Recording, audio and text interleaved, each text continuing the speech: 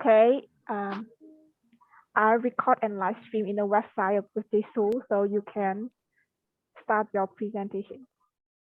Okay. Okay. So yeah, I guess we should start now. Good afternoon, our presenters and participants.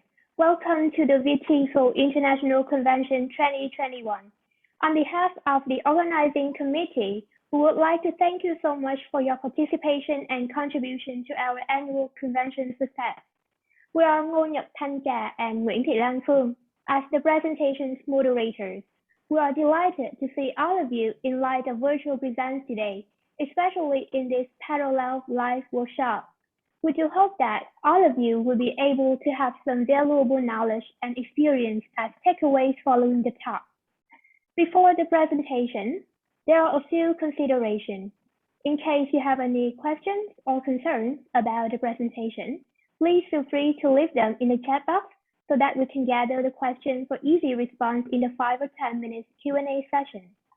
We gladly welcome Mr. John Niblett in this 60-minute parallel live workshop, which is entitled A Process-Based Method of Writing Instruction Using Easily Accessible Distance Learning Tool.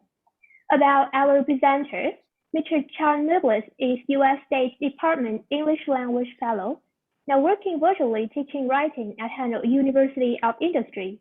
Before that, Mr. John was an in-person fellow at Henry University from 2018 to 2019 and at Haiphong University from 2019 to 2020. Mr. John has taught writing and history in the USA for over 30 years at secondary and higher education level. He's working forward to coming back to Vietnam as soon as possible, but meanwhile, he's very happy to be with fellow writing teachers virtually today. So please welcome Mr. John Niblett. Well, I should say good afternoon, late afternoon to everyone in Vietnam, wherever you are. And it's really nice to be, and it's in the morning here, by the way. I'm speaking to you from Maryland on the East Coast of the United States. So usually my time is, right now my time is 11 hours different. It's 4:28 in the morning. It's a little bit crazy, but it's great to get up and see people joining me. And I'd like to start by sharing my screen because I have some information about my experiences in Vietnam, and I want to start talking about writing because we only have an hour. So I hope that you can see my PowerPoint title screen. Can you see the screen? Yes, we can. Good. Okay. The screen is available. And so first, I think the title is a little bit long. And I want to comment about the title first. It's a process method of writing instruction using easily accessible distance learning tools. So why do I want to present this? At the time of the Viet TESOL call for conferences, this is what I was doing as a virtual ELF, English language fellow. So I thought I'll share some of my experience. I don't think I'm an expert in this, but I do think that I have tried a few things and thought about it a lot. So I want to share my information. But first, I want to tell you a couple of places where I have learned and practiced as a writing teacher. So in my early career as a young teacher, I began teaching as a public school, middle and high school teacher in the United States in Harford County public schools. I taught middle and high school. I was a teacher. I was a mentor, training teachers, and I wrote curriculum. So I did several positions there, and I learned at that time as a young person, I think I learned so much about teaching. And this was a time of a lot of change in classroom teaching. And I think that I benefited. I really enjoyed teaching during a time of many changes. And then I taught at a place called James Madison University. It's in Virginia. I had international ESL students. I gained a lot of experience in English as a second language. Our students at our center came from 30 different countries. And it was really a pleasure to teach them. And it really gave me a lot to think about in how students struggle to learn, academically learn a second language. But I really enjoyed this classroom and the experience of working at this university.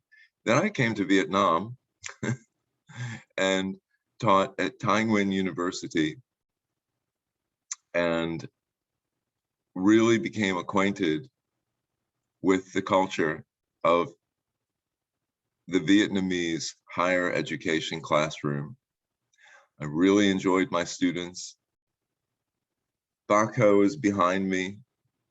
My students are in front of me. They were friendly and outgoing, and I really enjoyed them and learned so much from them. And then my following year in Vietnam was 2019 to 20. And I taught at Hai Phong University. Maybe you know Minh Thu Dean, she was my main contact. And this was another place where I grew and learned in my teaching and understanding of Vietnamese students. So this was great.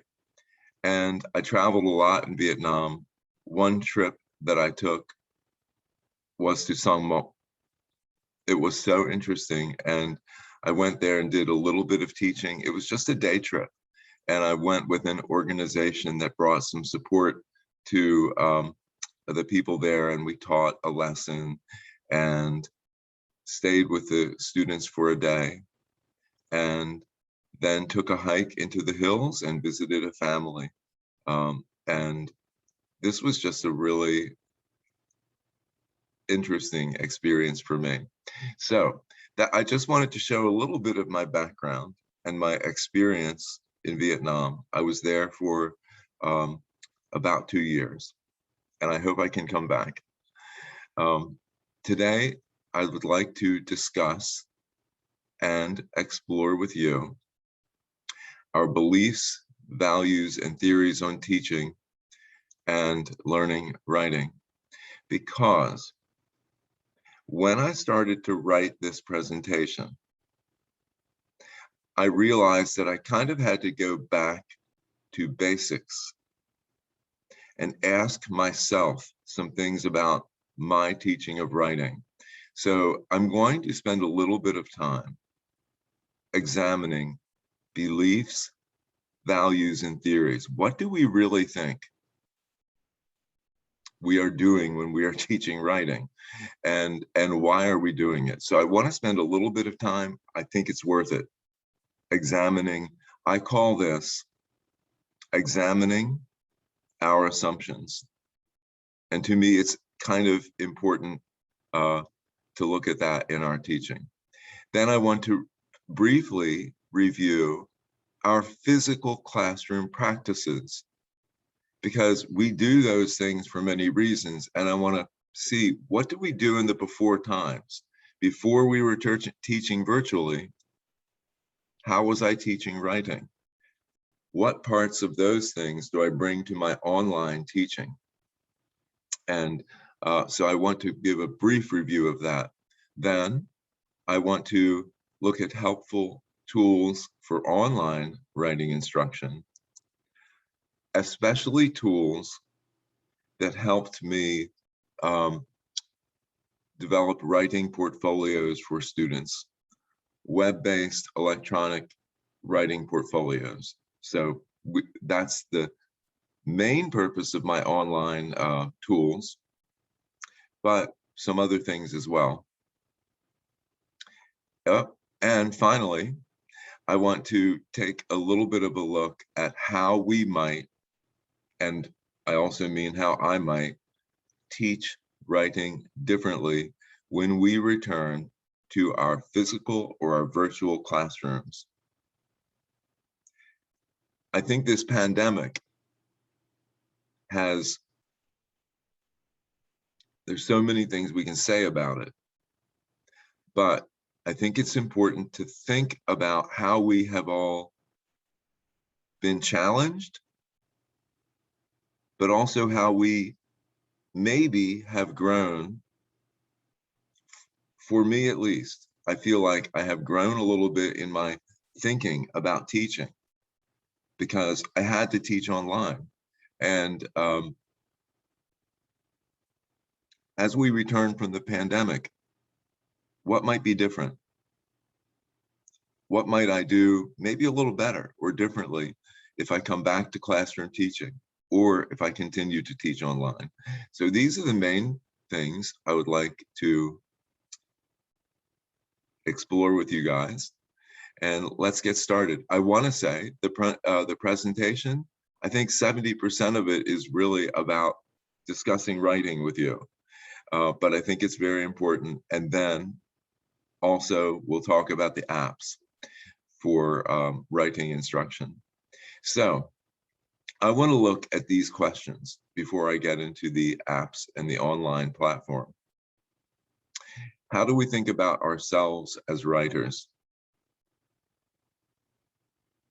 If I'm teaching something, it should be something that I practice. So how do I think about myself as a writer and as a learner? What outcomes do I really want what do we want for our students to be able to do, really? We need to keep this in our mind and really think about that carefully. And what are the ingredients for making a great writer? How does somebody become a great writer? And how can teachers support student writers and help them grow?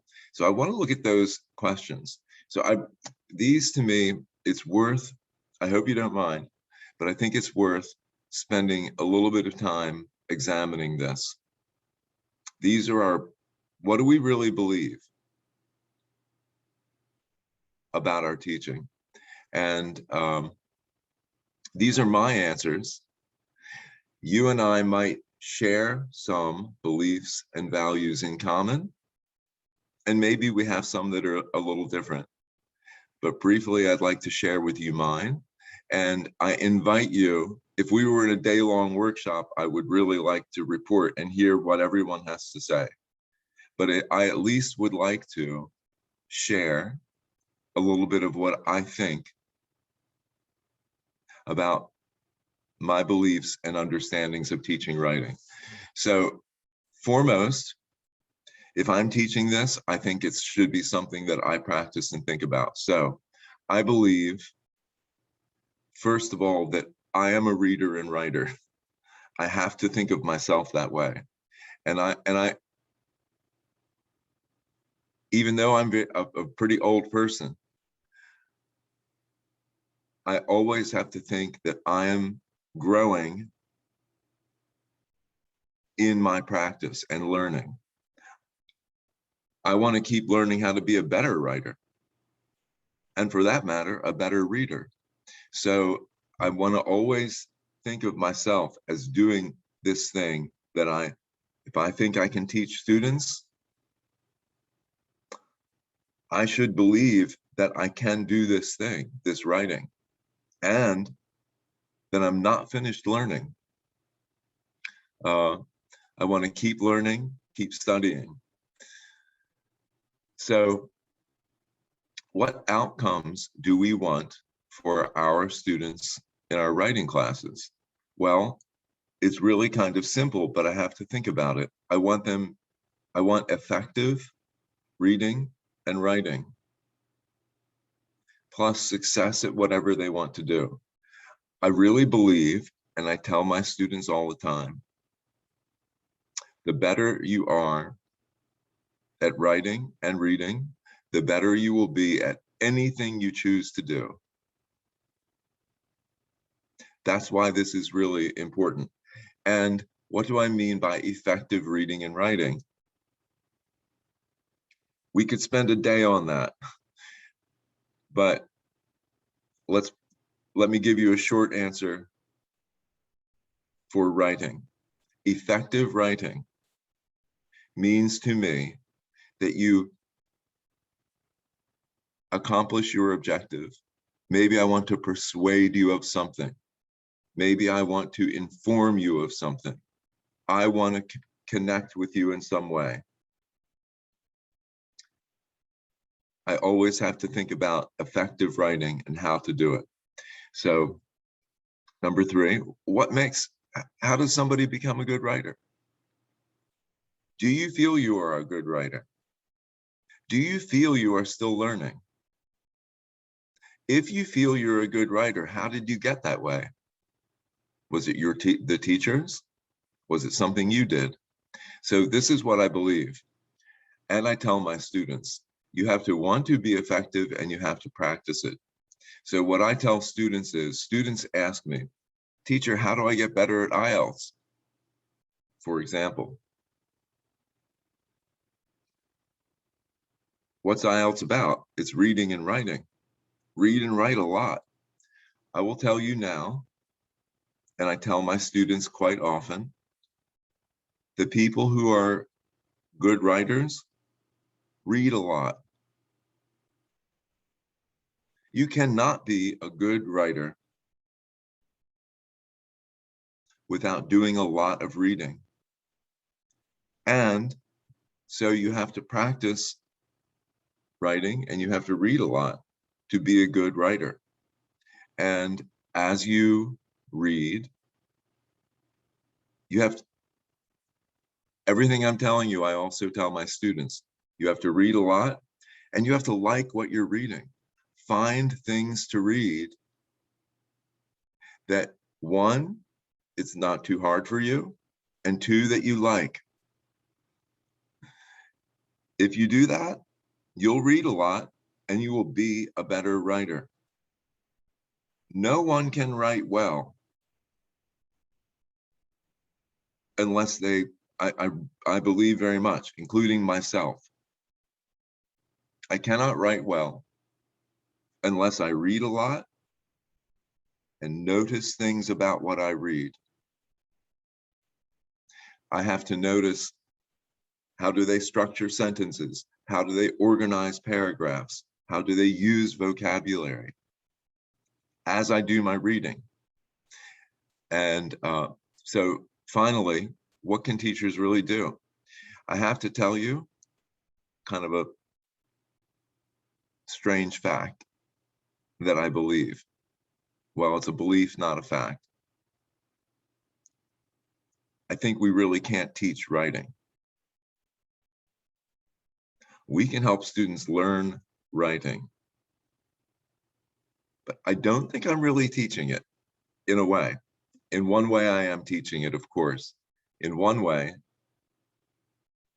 all I can really do is do some things that help them become good writers.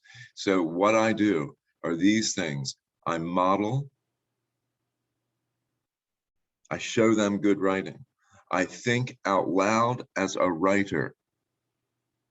They must see me as somebody who writes and thinks about writing.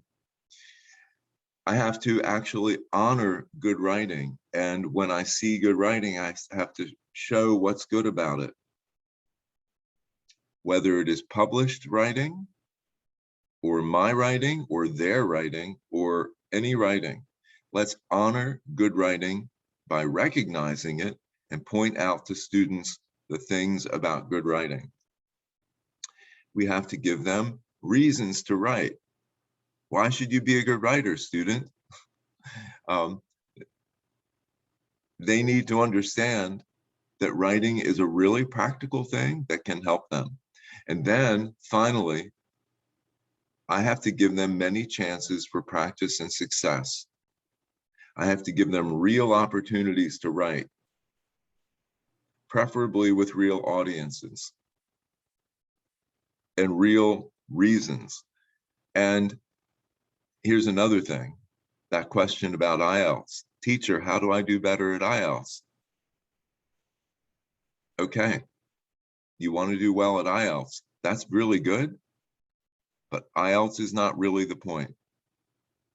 The point is that you grow in your abilities and you are able to really succeed as a writer. IELTS is great. Yes, you need to do well.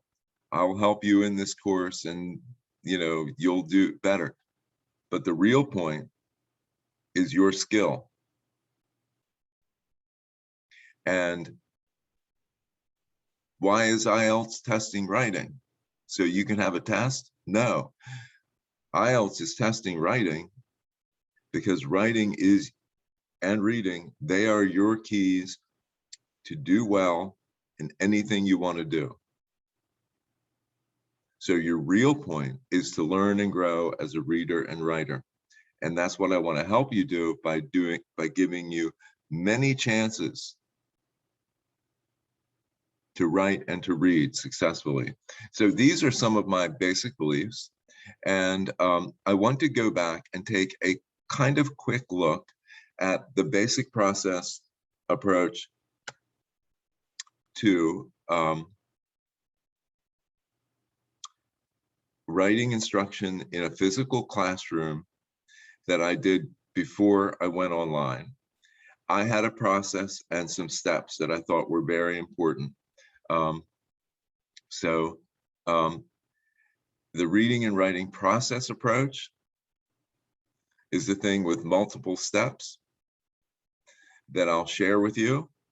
Your methods may be different or have, but I want to show you mine. And I think it helps to go back and review these because they are practices with good reasons. And the value of teacher feedback. When I'm talking about teacher feedback, I mean, do we write comments? I think all of us can remember reading many comments about our writing from teachers. Which of those, did those comments help you? Did they make you a better writer? Which kinds of comments and feedback helped you the most? This is actually a really important topic for people teaching writing. And so let's spend some time talking about the value of teacher feedback and the kinds of teacher feedback specifically that relate to writing. So first, the approach in the physical classroom. So this was the writing back in the pre-COVID days. And in my times at James Madison and Tywin and High Foam, I practice this approach to writing. I consider it kind of a reading, writing cycle. I'm guessing you do something similar, but take a look at this approach and see what you think. So in the reading, writing cycle, first I really believe all of our writing that we ask students to do should be based on some kind of reading. And depending on what you are teaching and depending on your outcomes, that reading, of course, can be fiction, nonfiction, based on some topic. Maybe you're, and this is really important. I think most people here at our meeting, in fact, let me get you to, let me ask you to write something in chat. Could everybody here at this meeting, you are either a content teacher and like you teach in the sciences or you teach a class, or you're a language teacher. I think most people are language teachers. So can you say in chat, let's all briefly type in, what do we teach? Reading or writing, a content area? maybe your level, if you would like to. So I teach university, I'll type in chat, university writing to Vietnamese students. And type in to chat,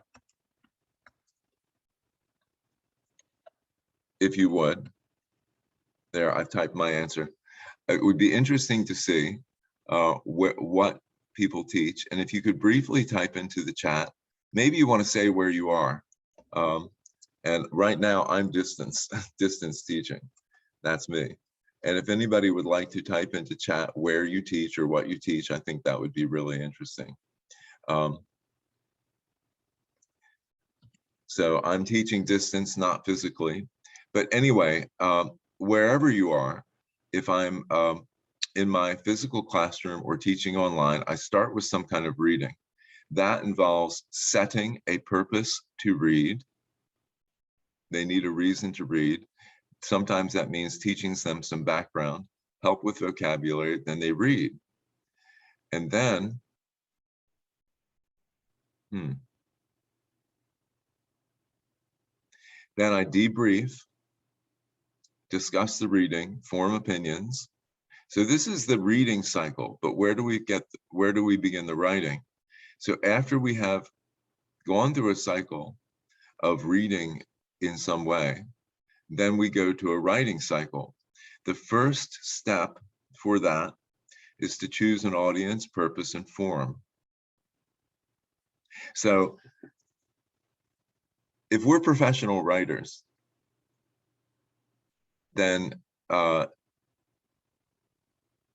audience is whoever is reading our writing. If I'm writing whatever you write, an email, a memo, a curriculum document, a lesson plan, this presentation was a writing process for me. So all of us are writers in some way. And anything that you start writing, you have in your mind some reason to write that. So you have these things: audience, purpose, and form, right? That is natural, and it is built in for the professional writing that we do. I would say it's integral to our writing. If we are asking students to write, that's not a natural situation. They're in a classroom. We are making up reasons for them. We have to let them know an audience, or if not an actual audience, a hypothetical audience, a purpose, and a form for their writing. So first we choose that, then we go through a writing and editing, possibly a cycle of writing and editing, possibly some peer editing and peer responses. This is a kind of a controversial area, and you have to decide if peer editing helps or not. But this is another way for them to do some writing and editing. Then, in some way, they should publish. They should at least have an idea of who could be reading what they write. In a classroom, mostly the audience is their teacher. My teacher will see this. But think about the fact that in your professional writing, you always have an audience in mind. It's the person who will receive your memo, your email, your document. You're thinking about that person the whole time that you write.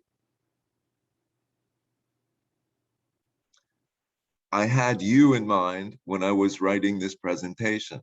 because it was important to me to share some things with you.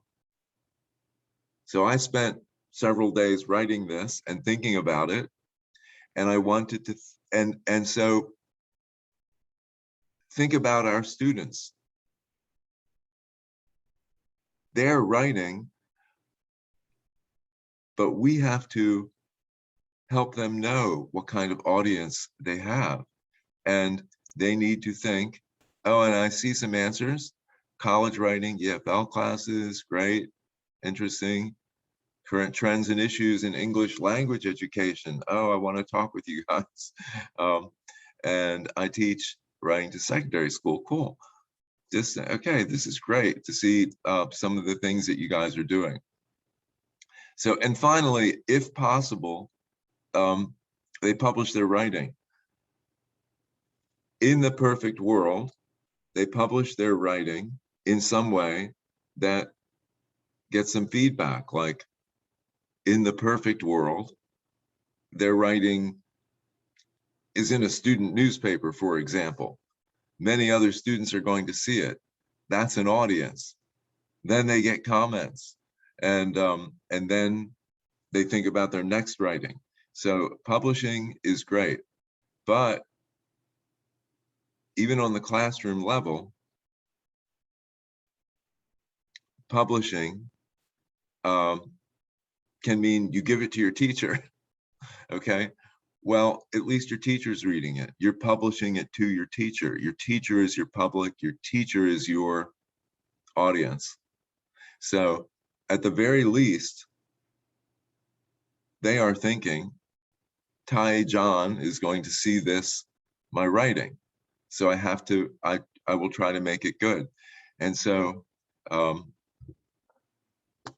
having that audience in mind and going through a process, I think, and thinking about our purpose and form. These are the basics to me. And I just think it helps to go back a little bit and look at that. If this were a longer workshop, I would really like to show you examples of that. And I think that we need to keep this writing cycle in mind as much as we can. And many of us work from textbooks, and we don't have a choice with our text. When I was at James Madison University, I taught some courses where I could choose my text.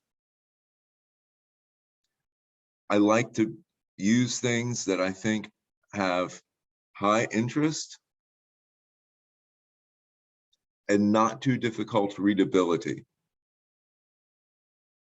If both of those things are not present, high interest and good readability, then it's going to be a problem for students. So I was lucky to be able to choose things, for example, for my international students that were from the student newspaper. Articles that students had opinions about or were interested in, and current topics. So we could go into that more, but I just want to say, if you have some freedom of choice as a teacher about your materials and about the kind of writing you do, then of course you want to pick on the reading side, you want to pick stuff that's readable and of high interest. And on the writing side, you want to try to choose audience, purpose, and form that are relevant and interesting to the students. Okay. So, teacher feedback. All that writing of comments and other ways of giving feedback. Can we ask ourselves, does it work? And what does working mean? So, does the feedback work? So, if it works, what does that mean happens? That I write something on that student writing product, and the student takes that information and changes their writing in some way, learns about it and says, oh, okay, I need to change something, and that they actually change that as a result of my feedback. That's what it means for the feedback to work, that it changes their behavior. So first there is written feedback where we write comments. What kind of feedback helps? So you can have you can give some praise, you can give criticism, you can give corrections. And I think we need to really be very thoughtful about each of these kinds of things. And I will tell you that I think I've changed as a teacher over time about the kind and the amount of feedback that I give. At one time, I would read every paper and correct every single thing on the paper, every little mistake that I could find. In one way, this is helpful, but in another way, I think that it may be too much. My feeling these days is that I should keep my written feedback kind of short and not too much detail, so it's digestible and understandable to students, and give them some encouragement. Praise is really tricky. I want to be positive. Keep doing this. This helps you. Criticism, of course, you want to be constructive if you're giving criticism. And I believe we should not overcorrect. I think overcorrecting goes a little overboard, and I really believe that students learn as they continue to write to be better writers by continuing to read and write in that cycle. I really think back about my teacher's corrections, and I think it was my reading more than my teacher's corrections. So writing conferences, you can also sit down with students if you have time, but I think, and have a conference, have a writing conference, one-on-one. In the perfect world with small classes, we can do this often. This is difficult, I know, in the large classes that we teach, but I think they can help if you can sit down with them. I'm having trouble with my control here. And so, do you really have time? And can students have writing conferences with each other where they share and discuss their writing? Yes, they can. It's hard for us to meet with every student. Okay. So let's get to the online part of this. And in online writing instruction, I mostly want to talk about some basics with writing portfolios, web-based, or you could call them electronic portfolios, because this is what I feel like I have been kind of directed into with our online teaching. You know the expression, necessity is the mother of invention. And so the necessity of teaching online has made me really think about how to use those online tools, and especially how a writing portfolio can be part of that. So my main thing is apps and platforms to support portfolio production. And then in addition to that, there are some apps that support interactions with students and active engagement. So, but first, I want to ask you about this idea of writing portfolios. And I would really like it if you would please take a moment to just type into chat, type yes or no. Do you like the idea of writing portfolios for students? Is this a helpful idea? Is it an idea you believe in or use or think is good. What do you think of them? Just give me or use a thumbs up or thumbs down, or say yes or no, you do, or you do not like writing portfolios. I'm really curious what the people think. So I see some yeses. It's interesting. Yeah. And you know what? I think probably the idea has been, wow, a lot of yeses. That's really nice. It's interesting. So if we had a longer than 1 hour session, we could talk about some of those reasons. But for now, I think we agree as writing teachers, this can be a useful approach. And I think in the past, we've probably done them both. Many of us have done them electronically or physically or both. So could I ask your response for one more thing? I'm really curious about your approach to writing portfolios. Could you please type electronically, physically, or the word both in the chat box? And I think I would now be a both person if I can navigate over. So I'm really curious, your experience with writing portfolios. Did you do them electronically or physically or both? And if you could take just a moment to type that in, yeah, a lot of both. That's really cool. You guys are, and some people electronically, interesting. Yeah, I really like it. Well, you're probably ahead of me on this. So, but I'm going to share what has helped me. Yeah, really interesting. A lot of experience here. And Google Drive, yeah, that's cool. It's really good. Google Drive is my main thing too, as you will see. Absolutely. Okay, so let's go on. So this is a weird screen, but let me explain. So here is a cover slide, a format for setting up just the cover of a writing portfolio using Google Slides. Let me explain what you were looking at, because it looks a little bit weird. So this is just the cover of,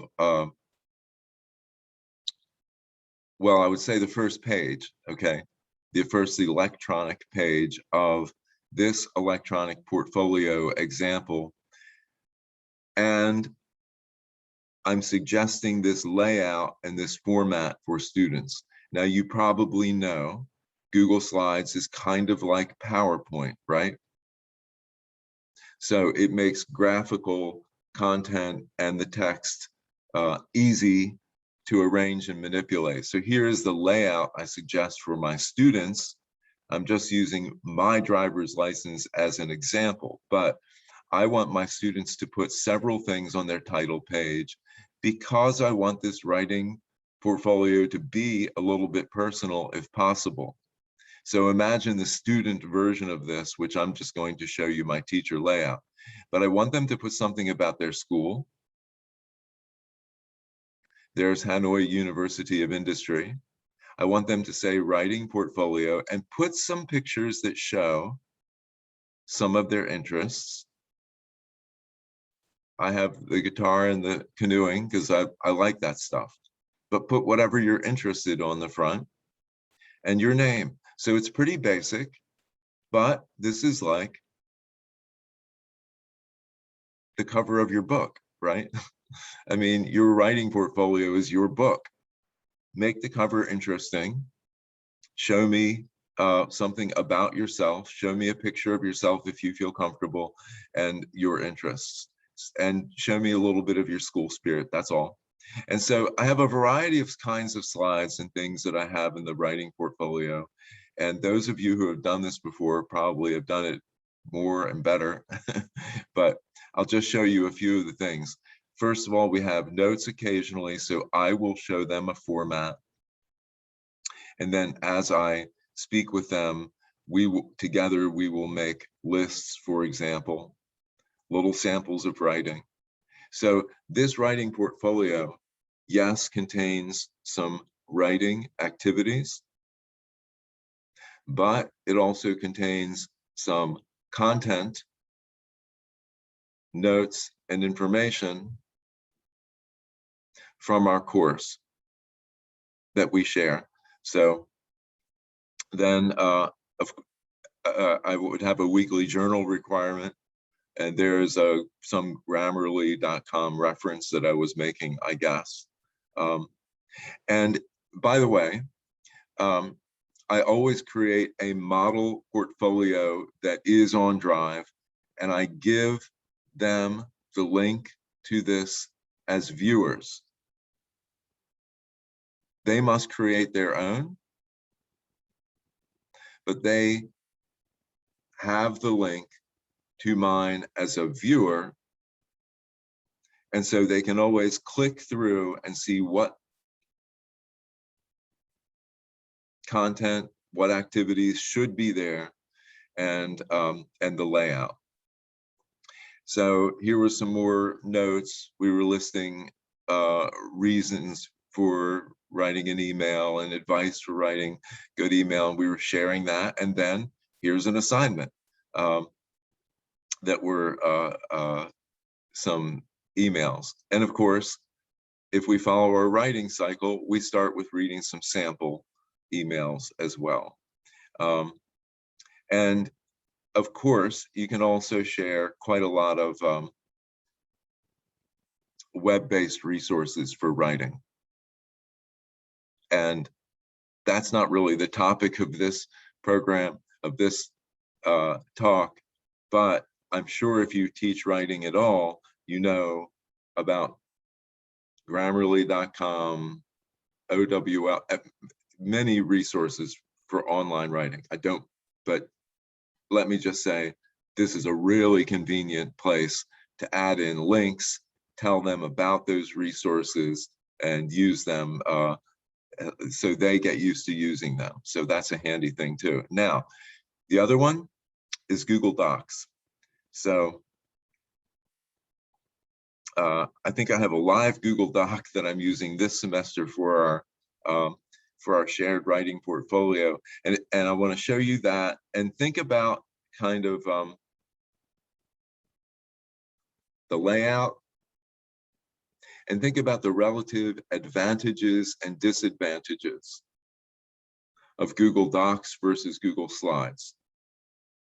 So here's a link, and I hope I might have to change my sharing at this point, because I'm going to have to go to share my, now I've stopped sharing. We just see this. I have to go share my browser screen, because my Chrome browser, of course, is where this writing portfolio is housed.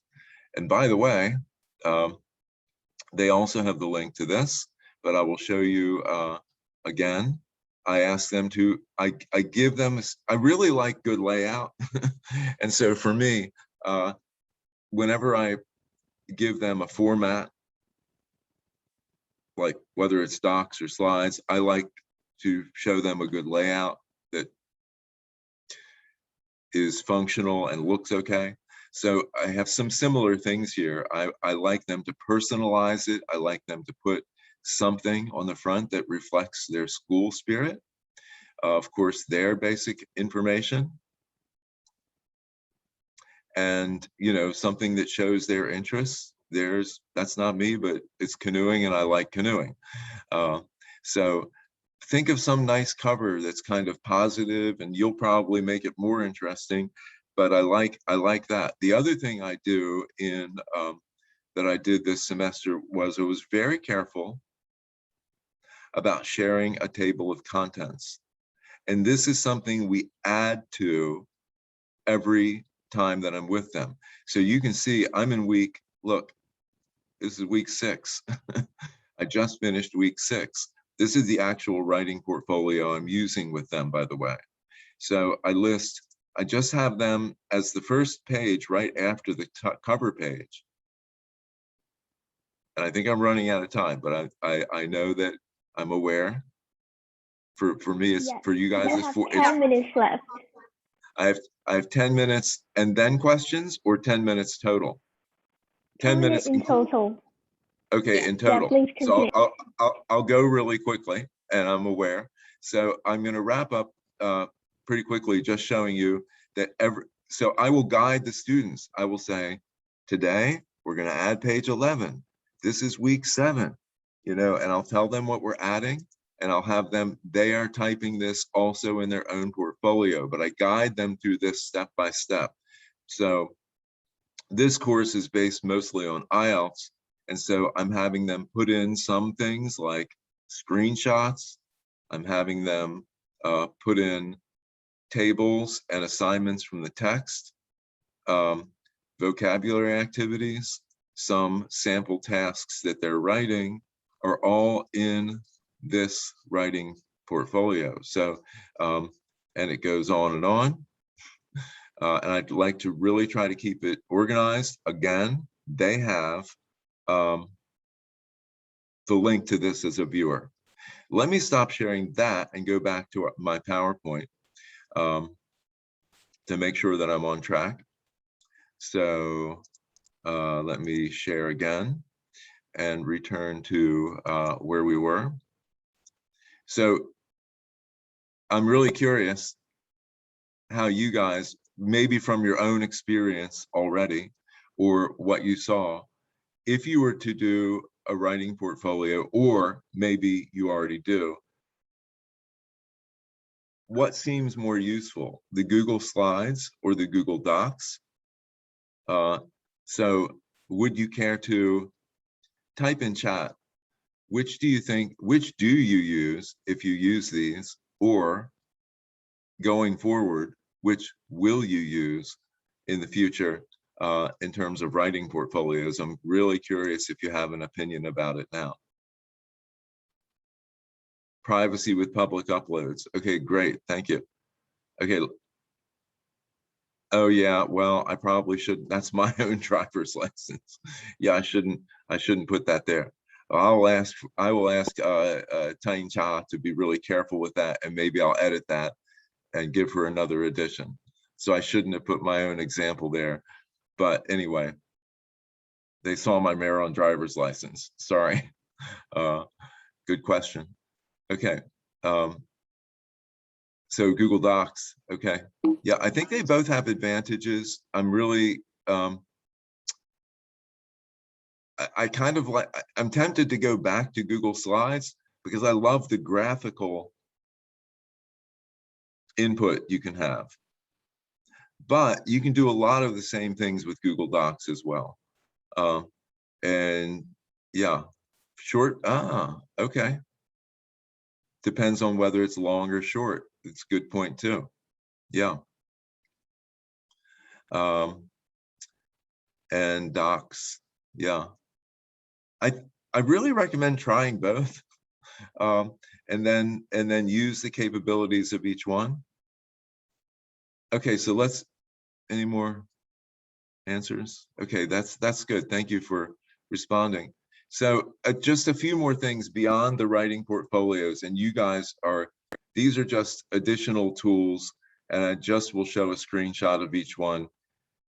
If you haven't used these, just click around and see how you can use these things in breakout rooms for students, like Jamboards. I don't need to talk about that much, but it's a way for all students to write something on a common space. It's kind of fun, but you can also share a doc and make everybody an editor and give them the link and make everybody the editor, and small groups can work on different parts of a chart. This is group 7's place. You can have them each work on a Google slide, for example, on a shared document, so many things. And so I've used docs, slides, Jamboard, and of course, Kahoot games.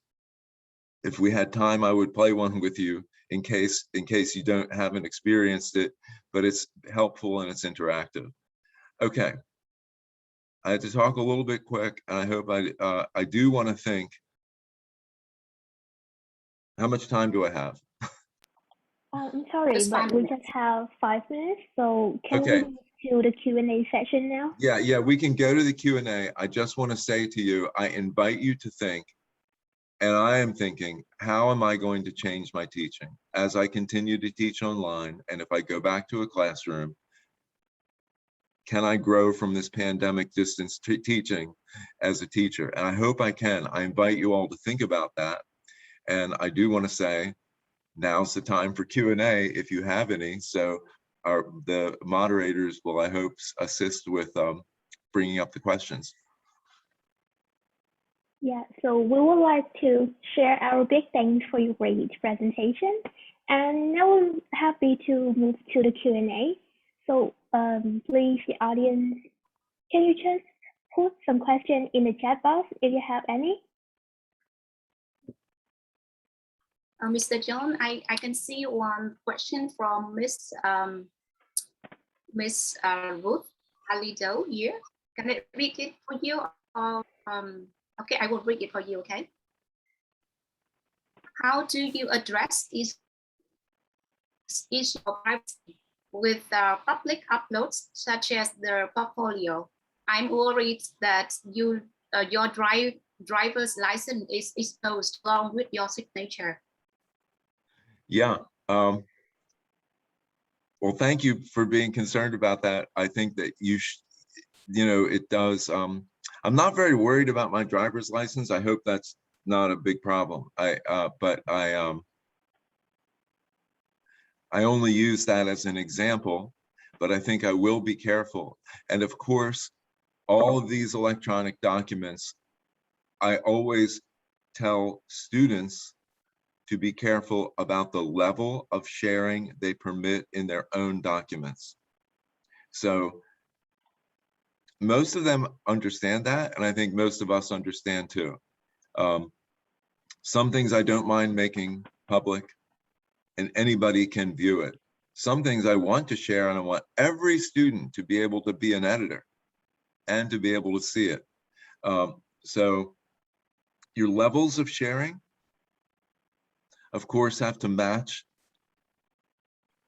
your objective. So if you want it to be private and only one student to work on that, you have to do that thing where every student renames, opens a file, renames it, and they can personally share it just with me. Or they can even just make me only a viewer. Or maybe I can only comment. So I do think it's a good point. I'm not too worried about my driver's license, but I think you're making a good point. And I think with students, most of them know, but we really need to think out loud about our sharing with them and get them to be very used to levels of sharing and why you use each one. Are there any other questions? Yeah, I'm sorry, but so due to the limited time, I think we cannot include all the questions in the Q&A session here. So if any of the audience have some questions, just please email the presenters directly. So now, on behalf of DIC 2021, we wish you all the best with the productive day and meaningful rest of our virtual convention. Thank you and bye. Thank you. Yeah. Bye-bye, Yeah, everybody. but Thank you before very that, much. can the audience just stop a little bit, and if we can take a picture? Mr. John, can you stop sharing so that we can both take a picture? Sure. Okay. Yeah. Let me hit stop sharing. Oh, wait. Okay, I think, yeah, I'm not, I'm trying to stop sharing. Wait. I don't know, it just says. I'm sorry, the technician, can you help Mr. John to stop sharing? Yeah, oh, here it is, stop sharing. Okay, there you go. Okay, so the audience, if you can just open the camera, or no, it's okay. Yeah, you can put some reaction, then I will capture. Yeah, so here, I will count 1, 2, and 3. Okay, another one, just a little. 1, 2, and 3. Okay, so thank you very much. Okay, thanks, everybody. Bye-bye. Have a great afternoon. Thank you. Thank you very much. Thank you. Bye-bye. Thanks. Bye.